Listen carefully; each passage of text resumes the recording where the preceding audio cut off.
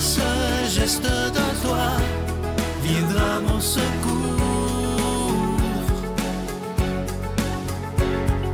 Viens semer dans mon âme le grain de l'amour. Je traverse un désert et je meurs de soif. Montre-moi le mystère qui garde la foi. Bonjour, bienvenue à votre émission La Victoire de l'amour en ce vendredi saint 2024. J'espère que vous vous portez bien. On rejoint tout de suite pour sa chronique Claire Jacques et à l'homélie, ce sera le Père Michel Marie de Paris.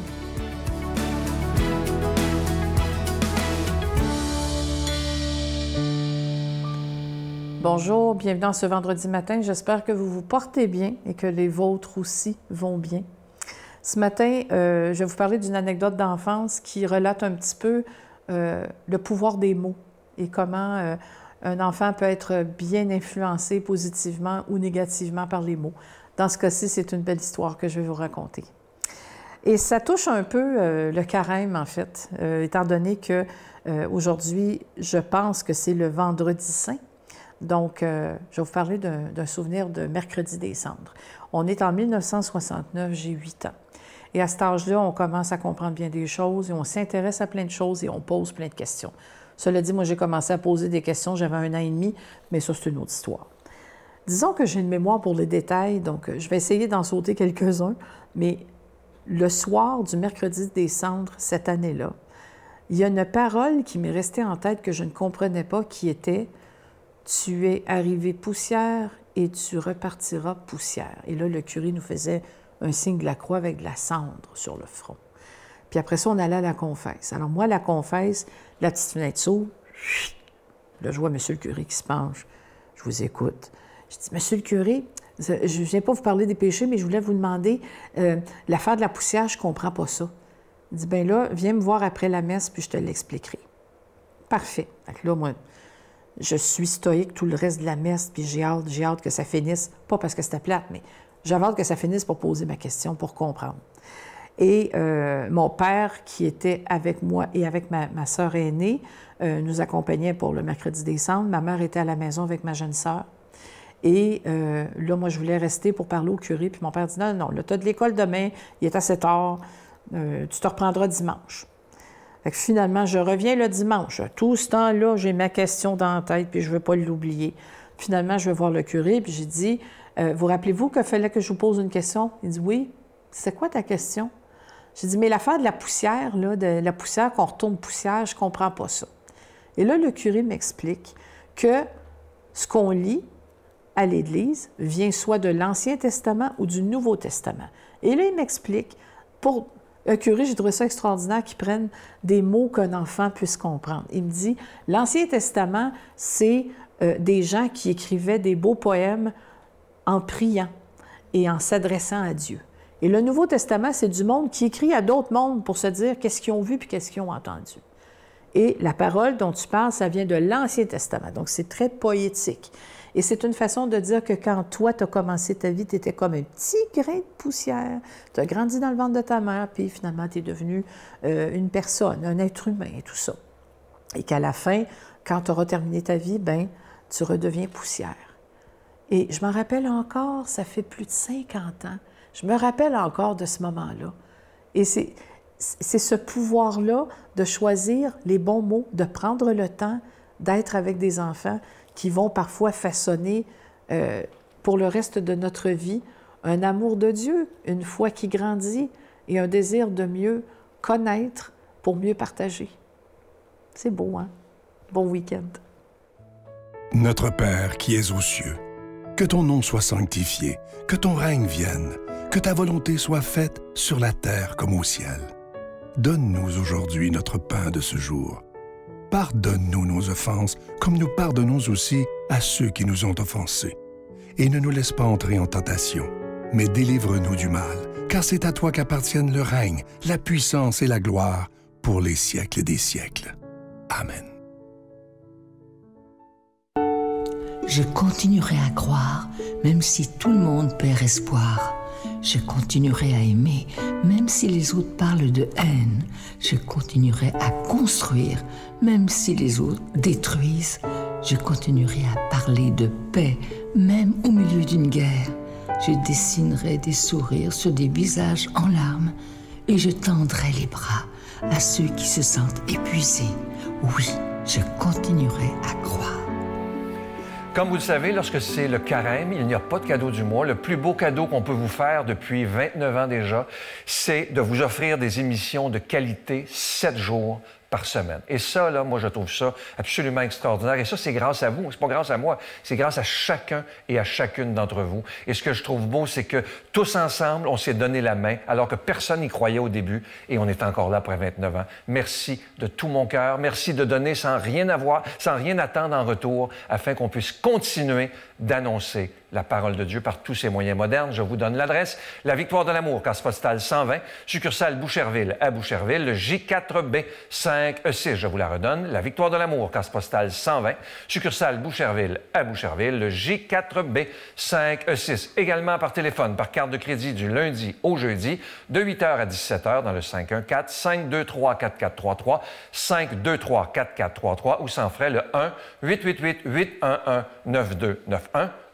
1-888-811-9291 et aussi sur notre site Internet, le www.lavictoiredelamour.org. Alors, merci de tout cœur de ce que vous ferez pour la victoire de l'amour, parce que lorsque Jésus nous dit dans les évangiles, je vous le dis souvent ça, lorsqu'il nous dit « Allez de par toutes les nations annoncer la bonne nouvelle ». Et Dieu sait que dans l'époque qu'on vit maintenant, sur cette planète qui est malade, qui a mal, il est temps plus que jamais d'annoncer ce Jésus qui est le Prince de la paix. Et on est tellement privilégiés, vous et moi, de connaître ce Prince de la paix. Alors merci de tout mon cœur et je vous rappelle évidemment que vous recevrez un reçu pour fin d'impôt.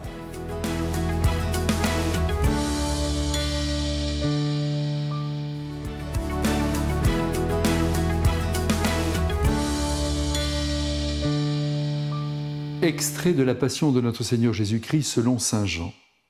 Jésus, portant lui-même sa croix, sortit en direction du lieu dit le crâne ou calvaire, en hébreu Golgotha. Là, ils le crucifièrent. Près de la croix de Jésus se tenait sa mère, avec la sœur de sa mère, Marie, femme de Cléophas, et Marie-Madeleine. Jésus, voyant sa mère et près d'elle le disciple qu'il aimait, dit à sa mère, « Femme, voici ton fils. » Puis il dit au disciple, « Voici ta mère. » Et à partir de cette heure-là, le disciple l'a pris chez lui. Après cela, sachant que désormais toute chose était accomplie, et pour que l'écriture s'accomplisse jusqu'au bout, Jésus dit « J'ai soif ». Il y avait là un récipient plein d'une boisson vinaigrée. On fixa donc une éponge remplie de ce vinaigre à une branche d'hysope, et on l'approcha de sa bouche. Quand il eut pris le vinaigre, Jésus dit « Tout est accompli ». Puis, inclinant la tête, il remit l'esprit.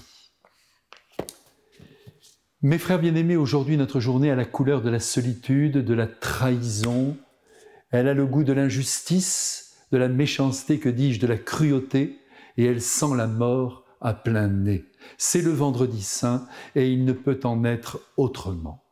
Eh bien, malgré les apparences, c'est un jour rempli d'avenir qui ouvre l'humanité tout entière à la connaissance de l'amour de Dieu, à la folie de cet amour que notre temps méconnaît de plus en plus, et c'est pourquoi il est bon de revivre chaque année le parcours horrible du Christ en cette journée sombre qui nous renseigne aussi sur notre propre destin d'homme.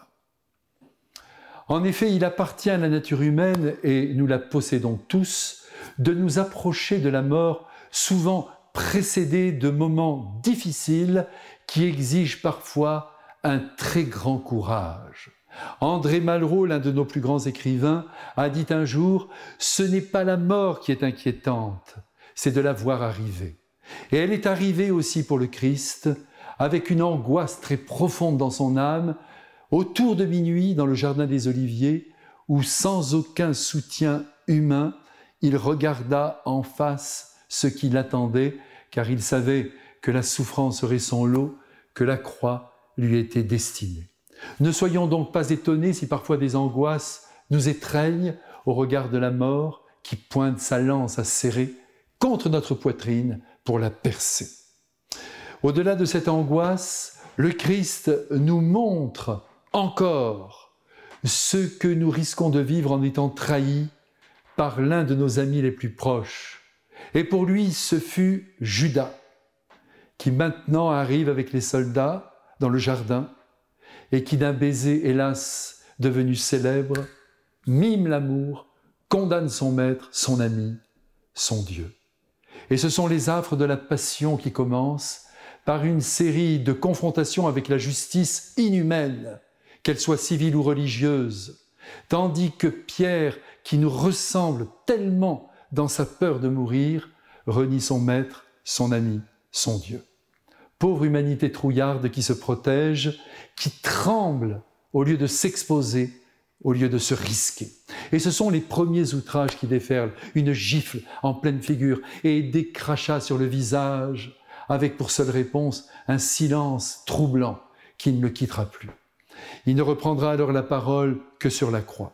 Il est bon, mes frères bien-aimés, que nous comprenions ici que le silence est souvent la meilleure réponse aux accusations portées contre nous.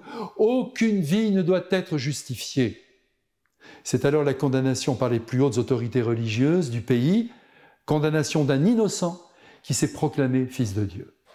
Pilate cherchera à le sauver, mais en vain, comme nous le savons, car il songe évidemment à sa carrière et il deviendra célèbre lui aussi, comme nous le savons tous, en se lavant les mains. Que Dieu nous garde tous d'une telle lâcheté. La couronne d'épines, le manteau rouge, les soldats qui l'insultent, le roseau, les courbettes moqueuses, tout cela construit la panoplie de la royauté et voilà notre bon Christ prêt pour la croix qui se dresse au sommet de Jérusalem. Dieu va monter sur elle et il va s'y tenir, cloué par la bêtise humaine. Entre terre et ciel, le corps de Dieu a le temps de supplier son Père, de pardonner à toute l'humanité inconsciente ses péchés, d'appeler notre amour aussi, avec son fameux cri « J'ai soif que tu m'aimes ». Et pour achever son œuvre, il donne Marie pour mère à son préféré, Saint Jean, et à travers lui à toi et à moi. 3 heures d'agonie avant qu'il ne pousse un cri et que sa tête ne tombe dans le vide. Il est mort. Marie-Madeleine, Jean, Marie contemplent son être rejeté par les hommes, alors que le monde entier, mais ce dernier ne le sait pas encore, vient de basculer dans les bras de Dieu. Aujourd'hui, en ce vendredi saint, en ce vendredi de mort, reprenons conscience de cet amour toujours vivant qui a décidé de nous envelopper jusqu'à la dernière seconde de notre vie. Bonne journée dans la prière et dans l'amour. Amen. Je vous salue Marie, pleine de grâce. Le Seigneur est avec vous. Vous êtes bénie entre toutes les femmes, et Jésus, le fruit de vos entrailles, est béni.